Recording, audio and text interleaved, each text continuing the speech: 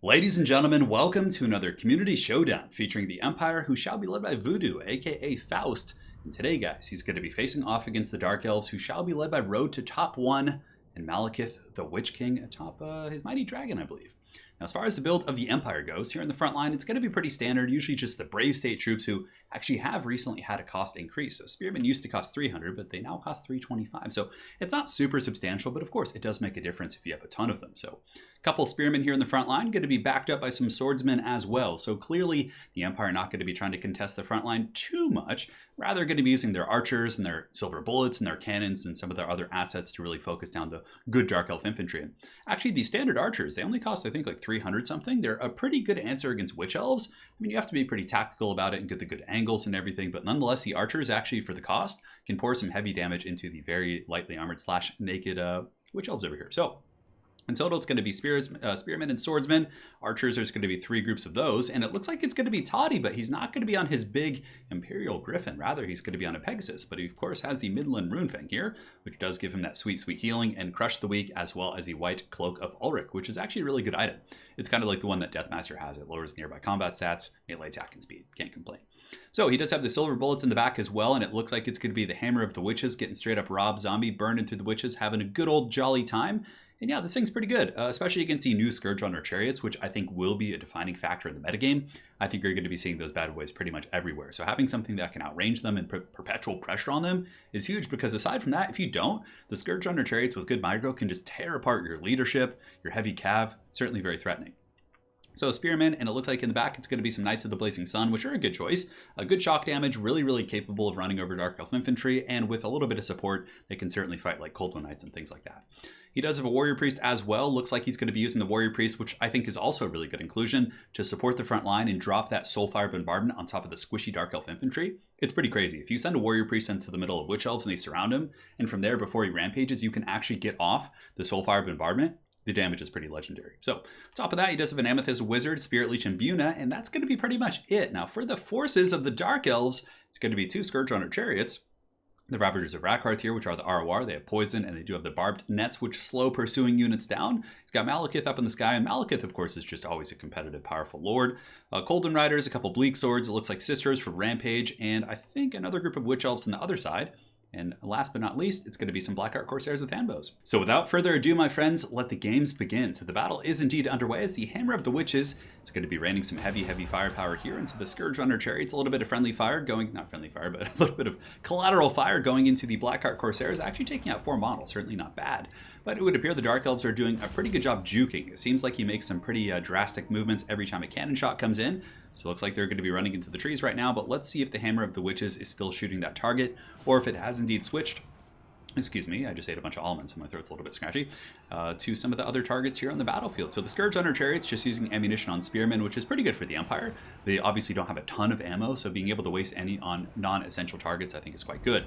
So here we do have the first firing concave coming in, so the Archers and the Silver Bullets all going to be taking sights here onto these Sisters of Singing Doom. Certainly a really good target to focus down the Rampage, and the terror route that it can cause is really, really solid. So here it comes, and it looks like there's going to be a fat Fate of Buna as well, so that's pretty much going to instantly delete those Sisters. So really, really good focus fire here from the Empire, but the Dark Elves do respond in kind with a nice Gaze of Malice on those Spearmen, and it looks like Cold Knights have charged into the front. A little bit ballsy for sure, but there is going to be a countercharge coming in from the Knights of the Blazing Sun and the Warrior Priest here, and they should be able to put some serious hurt, especially with that charge bonus on these Cold Knights, and I'm not really sure why the Cold Knights took that charge there in the front. A little bit risky for sure.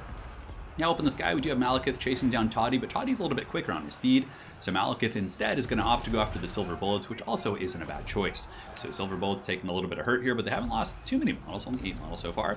And TODDY coming in the back, getting that steel chair blow, doing some solid work against Malekith. But Malekith, of course, does have Soul Stealer, I would imagine, so maybe he's going to pop that, but if he doesn't, he's certainly going to take some hurt, as it looks like the cannon is now shooting at Malekith. Silver Bullets poking with their blades there, trying their best, but in the back, Dark Elves trying to get the Scourge Runner Chariots onto the cannon piece, but they are intercepted by the Amethyst Wizard here. And you can see already the bounce power has pulled pretty heavily into the favor of the Empire, as Malekith is really getting bullied pretty hard here just by the spears, and I'm really surprised at how well TODDY is doing fighting against Malekith, but largely it's due to the magic usage and the Spirit Leech and some of those other effects. So up on the high ground, the Dark Elves were broken. Knights of the Blazing Sun going to be crashing down the hill into the back of these Bleak Swords here. Bleak Swords going to be taking heavy damage. They're like the choicest, most ideal target for such a charge unit. Charge defense, high DPS against light armor. Bleak Swords, of course, only have 30 armor.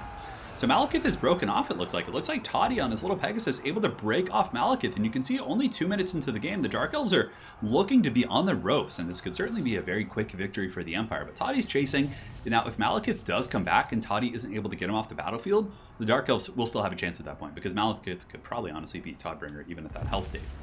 In the back line, you can see Scourge under Chariots trying to shut down the Hammer of the Witches, but Chariots obviously aren't great at killing cannon pieces. And you can see the Amethyst Wizard, of course, is able to push back the Scourge under Chariot using Spirit Leech. But Malekith has come back. This is actually not good for the Empire. Malekith is here, and yeah, 2.5 compared to 2.2. He actually has more health, more offensive stats, and of course this big black dragon is going to be quite a threat here for Toddbringer, especially if there is Soul Stealer in the back pocket. In the distance, you can see that some of the Corsair infantry, the Blackheart Corsairs, are kiting some spearmen. Empire heavy cav still charging about, trying to catch these Scourge under Chariots, and it looks like they've gotten him down to the last model here. Great Swords with the Warrior Priest support have cleaned up the center pocket and also taken out the Cold One Knights.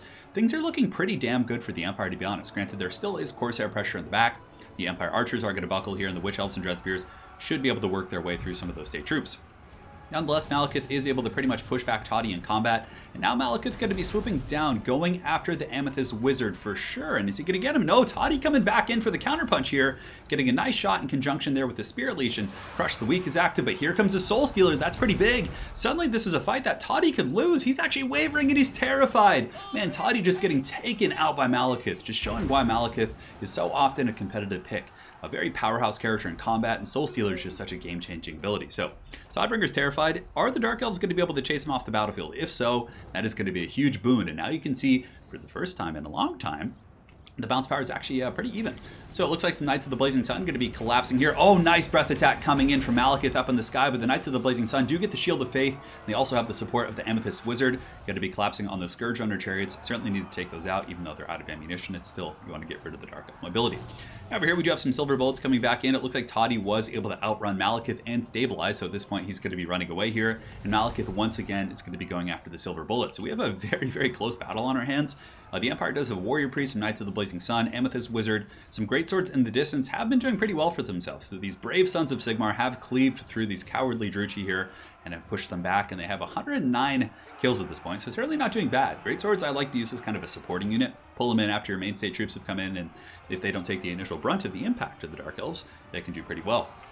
So up in the sky, Boris Toddbringer going to continue hunting down Malekith, or actually the other way around. Malekith is going to be hunting Toddbringer. TODDY does have 1300 HP and he is healing, so the longer this battle can be drawn out, the better it is for the Empire, because again, once he gets a little bit more healthy, he can engage on Malekith. Malekith's taken a little bit of poking damage from the Silver Bullets over here, who do have 17 models as well. Granted, the Dark Elves have a fair amount of infantry. They have Dreadspears down here, 17 and 17-9, it looks like, so still a fair amount. Some of the Knights of the Blazing Sun are going to be charging into those unbraced spears, but if he doesn't get them out quick, yeah, it looks like the Spearmen are starting to saturate on these Knights and should actually be able to do some decent damage.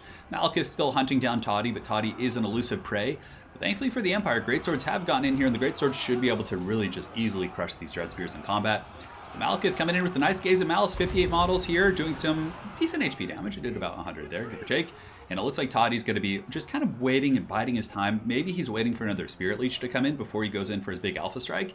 But yeah, he definitely needs to be careful to make sure he doesn't lose this Amethyst Wizard. Now for the Dark Elves, Malekith is here. If Malekith can get a decent jump on Toddbringer or this caster and just kind of one or two shot him, that's going to be nice. On top of that, oh, he does have Blackheart Corsairs with handbows. Very, very nice. These guys could come in. They have 47 kills. And they're going to be pretty threatening against both Boris, who only has 85 armor, as well as the Amethyst Wizard and the remnants of this Empire Infantry Corps.